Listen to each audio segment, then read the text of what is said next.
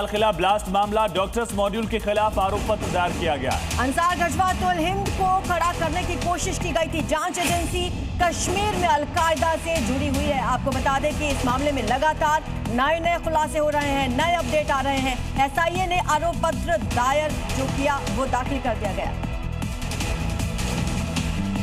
खबर बिहार से, जहां एक थानेदार की अवैध कमाई से जुड़ा बड़ा खुलासा हुआ। ईओयू की जांच में यह पता चला कि 17 साल की नौकरी में थानेदार ने 50 करोड़ से ज्यादा की कमाई की। पटना से लेकर दूसरे जिलों तक में उसकी कई संपत्तियां हैं। लेकिन अब इसकी अवैध कमाई का खुलासा हो गया है। ये वही घूसखोर दारोगा है जिसने 17 साल की नौकरी में 50 करोड़ से ज्यादा की अवैध कमाई की। आय से अधिक संपत्ति मामले में आर्थिक अपराध इकाई ने किशनगंज में इसके घर और सरकारी कार्यालय पर घंटों छापेमारी की है, जिसमें आलीशान मकान, अलग अलग बैंक में खाते और जमीन में निवेश के कागजात हाथ लग गए हैं। आरोप है कि डील होने के बाद घूसखोर अभिषेक रंजन पैसे सीधे हाथ में नहीं लेता था, छोटी वसूली ड्राइवर और मुंशी के माध्यम से करता था और इन पैसों का इस्तेमाल संपत्ति बनाने और शौक पूरे करने में करता था। मुंबई के ताज होटल में लग्जरी स्टे की भी जानकारी मिली है। और चलिए अब देखते हैं अब तक की 5 बड़ी खबरें। संसद के विशेष सत्र का दूसरा दिन है, जहां आज भी महिला आरक्षण परिसीमन को लेकर सत्ता पक्ष विपक्षी सांसद सदन में अपनी बात रखेंगे। परिसीमन को लेकर पक्ष विपक्ष में टकराव तेज है।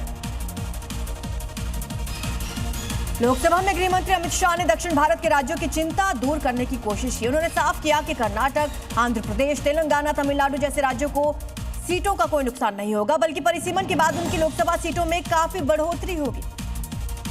मिडिल ईस्ट में बढ़ते तनाव के बीच पीएम मोदी ने फ्रांस के राष्ट्रपति इमैनुअल मैक्रों से फोन पर बात की। दोनों नेताओं ने क्षेत्र की मौजूदा स्थिति पर चिंता जताई और हॉर्मुज़ में सुरक्षा आवाजाही की आजादी बहाल करने पर जोर दिया। कांग्रेस सांसद राहुल गांधी के खिलाफ मानहानि मामले में सुल्तानपुर एमपी एमएलए कोर्ट में अहम सुनवाई होनी है। वादी ने राहुल गांधी के आवाज के नमूने की जांच की मांग की है, जिस पर सुनवाई में बहस होगी। असम सरकार बनाम पवन खेड़ा मामले में सुप्रीम कोर्ट में आज बड़ी सुनवाई होगी। कांग्रेस नेता पवन खेड़ा ने अपनी याचिका में उनकी ट्रांजिट अग्रिम जमानत पर रोक लगाने की कोर्ट के आदेश को रद्द करने की गुहार लगाई। मध्य प्रदेश से बड़ी खबर है, श्योपुर में भीषण हादसा हो गया। ट्रैक्टर ट्रॉली पलटने से 4 लोगों की मौत हो गई। श्रद्धालुओं से भरी थी ट्रैक्टर ट्रॉली, अचानक अनियंत्रित होकर पलटी है और इस हादसे में 20 लोग घायल हो गए हैं, जिन्हें अस्पताल में भर्ती करवा दिया गया है। मध्य प्रदेश के श्योपुर से ये बड़ी खबर, भीषण हादसा हुआ। ट्रैक्टर ट्रॉली पलटने से 4 की मौत, 20 घायल। यूपी में मोबाइल टावर पुलिस के लिए नया सिरदर्द साबित हो रहे हैं, क्योंकि इनमें चढ़कर अब अपनी डिमांड पूरी करवाने का सिलसिला शुरू हो चुका है। अब जालौन और शाहजहांपुर से ऐसे ही 2 मामले सामने आए, जहां 2 युवक अपनी मांगे मनवाने के लिए टावर पर चढ़ गए।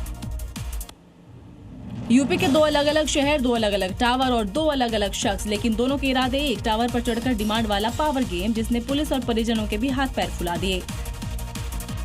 सबसे पहले जालौन में टावर वाले इस पावर गेम की बात करते हैं। यहाँ एक युवक इसलिए टावर पर चढ़ गया कि उसकी प्रेमिका से शादी नहीं हो रही थी। इसी से नाराज होकर वो टावर पर चढ़कर हाई वोल्टेज ड्रामा करने लगा। मौके पर पहुंची पुलिस टीम ने उसे नीचे उतारने की कोशिश की, लेकिन वो शादी करने की जिद पर अड़ा रहा।